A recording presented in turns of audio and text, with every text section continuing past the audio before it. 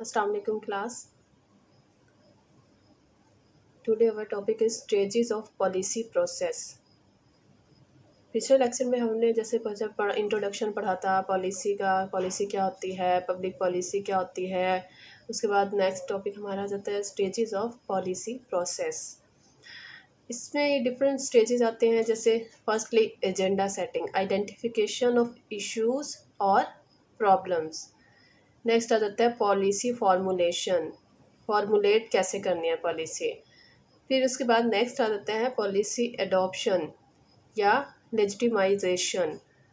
Next आ जाती है policy implementation, then policy assessment या इवैल्यूएशन। उसके बाद क्या आ जाती है हमारे पास लास्ट में आइडेंटिफाई हो जाती है प्रॉब्लम।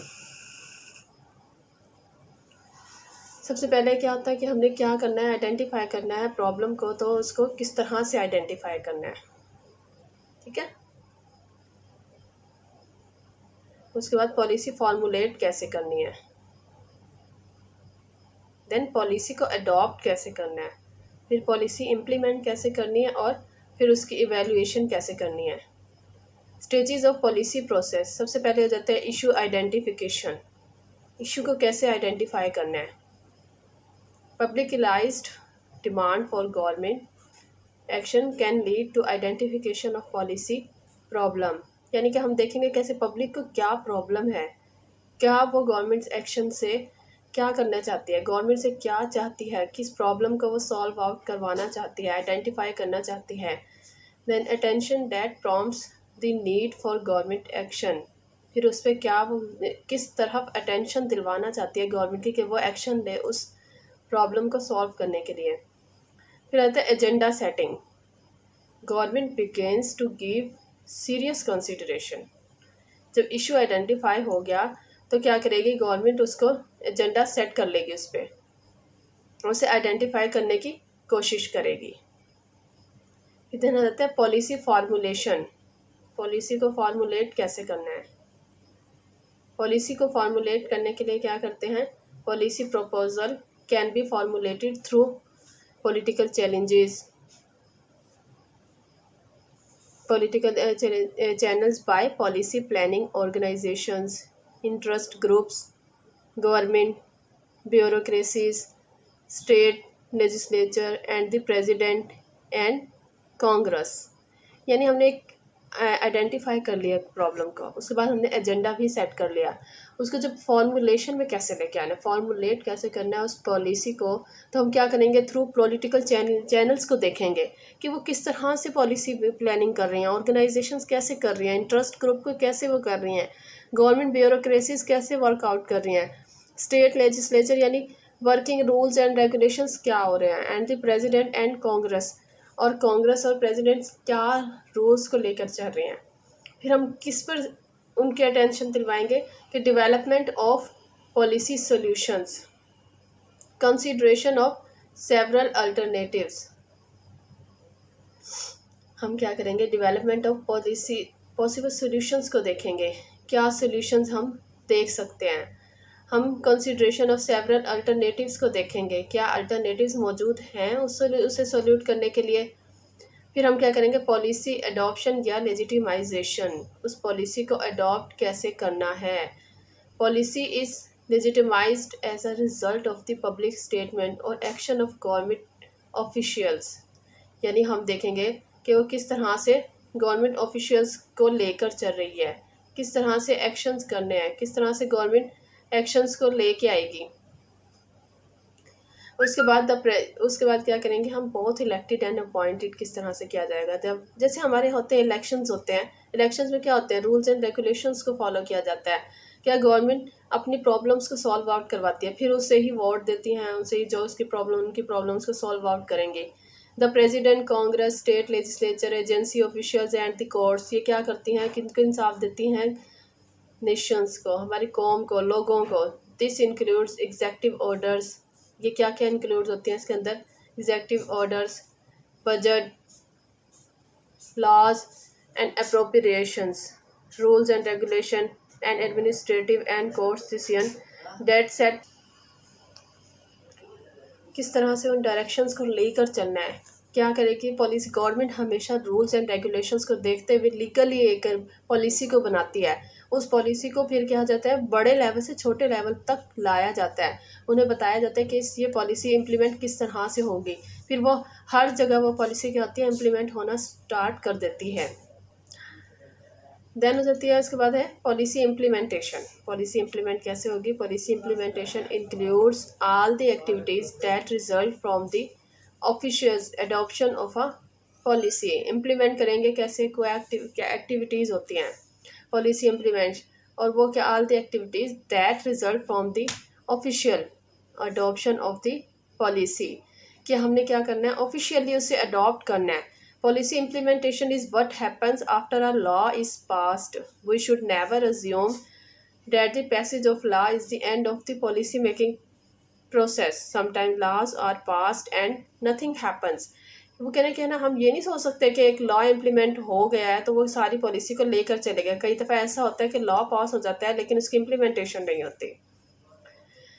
अगर general guidelines for changing policies and choosing tactics.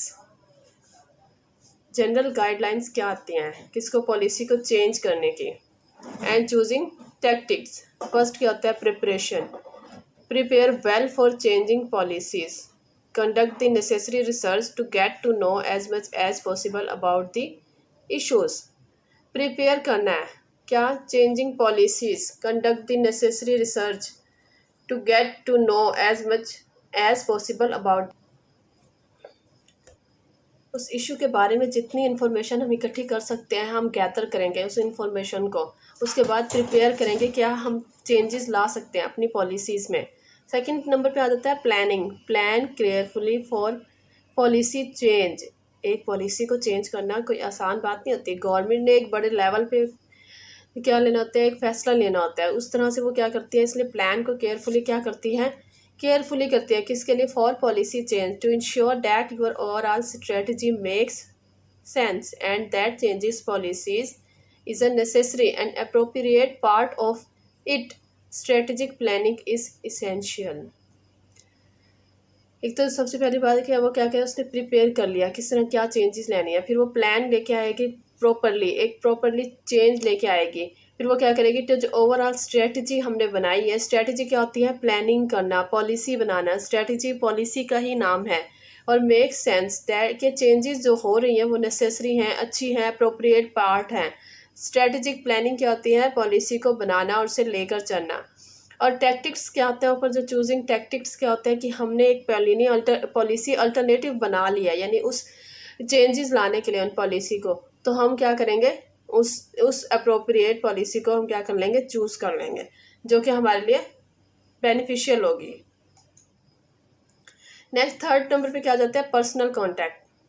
हम क्या करेंगे, इस्टेब्लिश और maintain contact that with those who influence और मेक पॉलिसी।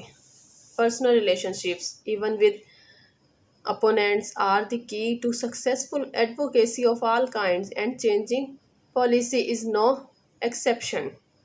हम पर्सनल कॉन्टैक्ट देखेंगे, इस्टेब्लिश करेंगे और मेंटेन करेंगे कॉन्टैक्ट जो कि क्या कर सकते हैं, इन पॉलिसी को इन्फ्लुएंस कर सकती हैं, उसे देख सकती हैं, रिलेशनशिप्स को ठीक कर सकती हैं, इन पॉलिसीज़ को लेकर चलेंगे हम। ठीक है, एडवोकेसी ऑफ ऑल काइंड्स यानी सारे रूल्स और रेगुलेशंस को लेते हुए, and changing policy is no exception. Fourth पे क्या जाता है? Pulse of the community. Take the pulse of the community of interest to understand what citizens will support, what they will resist, and how they can be persuaded. You will have a far greater chance of success if you set out to change policy in ways the community will support or at least tolerate, that if you challenge people's basic beliefs। वो कह रहा है कि ना pulse of the community, हमने क्या करना है, इम्पोर्टेंट जो इम्पोर्टेंट है, इंटरेस्ट है किसका, सिटीजन्स का, कम्युनिटी का इंटरेस्ट है, उस पर हमने फोकस करना है। जो कि सबसे ज़्यादा इम्पोर्टेंट है उसे किस तरह से किसी से तरह से रेसिस्ट करना है और उसे किस तरह से परसुएडेड यानी अमल में, इम्प्लीमेंटेशन में लेके आना है। You will have a greater chance of success. हमने यहाँ क्या लेना है, बहुत बड़ा चांस लेना है। If you set out of change, अगर हम ऐसा चेंज ले आते हैं जो कि एक है क्या है कम्युनिटी के लिए सक्सेसफुल ही नहीं है, बेनिफिशियल नहीं है, तो वो किस तरह से गवर्नमेंट भी पीपल भी इस चैलेंज को एक्सेप्ट नहीं करेंगे। फिफ्थ पे आ जाता है positivism, where you can choose tactics that emphasize the positive. Tactics यानी अल्टरनेटिव चूज करना। अब हमने कहाँ चूज करना है उन्हें एम्फासाइज करके वे पॉजिटिव व्यू दे सके। Participation, involve as many people as possible in strategic planning and action. Try to engage key people, particularly opinion leaders and trusted community figures, but concentrate on making your effort participatory. That will give it credibility. Participation क्या करना है, लोगों को ज़्यादा से ज़्यादा अपनी planning में लेके आना, अपने एक्शन में लेके आना, लोगों को इंगेज करना कि वो in particularly opinion leaders and trusted community के साथ ताउन करें, हमारे साथ ताउन करें। जब भी हम कोई पॉलिसी बनाते हैं तो उसमें क्या करते हैं, किसके लिए होती है, लोगों के लिए होती है, पीपल्स के लिए होती है, बेनिफिशियरी होती है उनके लिए। तो उस प्लानिंग में हमेशा लोगों का किरदार हमेशा लाजमी इम्पोर्टेंट होता है। उनसे पूछा जाता है क्या ये पॉसिबल है या नहीं है, या ऐसा हो सकता है नहीं हो सकता। ठीक है। सेवंथ पे आ जाता है पब्लिसिटी। हमने पॉलिसी बना ली, इसे इम्प्लीमेंट कर लिया, लोगों को अपने साथ शामिल कर लिया जिनके साथ इशू था, फिर सेवंथ पे हमने लोगों तक पहुंचानी भी था ये बात छोटे लेवल तक। वो क्या होगा, publicity. Use the media, internet connections and your imagination to keep people. जहाँ जहाँ हमें किसी तरह भी हम कर सकते हैं, फेसबुक थ्रू मीडिया, हर जगह से हम क्या करेंगे, लोगों को इन्फॉर्म करेंगे। फिर 8 पे आ जाता है persistence. Policy change can take a long time. कभी भी पॉलिसी इतनी जल्दी नहीं चेंज होती है, पॉलिसी चेंज होने में एक बहुत बड़ा टाइम लगता है। Monitor and evaluate your action to make sure that they are having the desired effect and change them if they are not. Persistent यानी तसलसल होना चाहिए। वो क्या ऐसा एवेल्यूएट या मॉनिटर, उस पर चेक एंड बैलेंस ऐसा रखा जाए कि वो क्या हो, हमें पता होना चाहिए कि वो चेंजेस हो रही हैं नहीं हो रही। ठीक है, ये हमारा आज का टॉपिक था। Then you will see next topic इंशाल्लाह।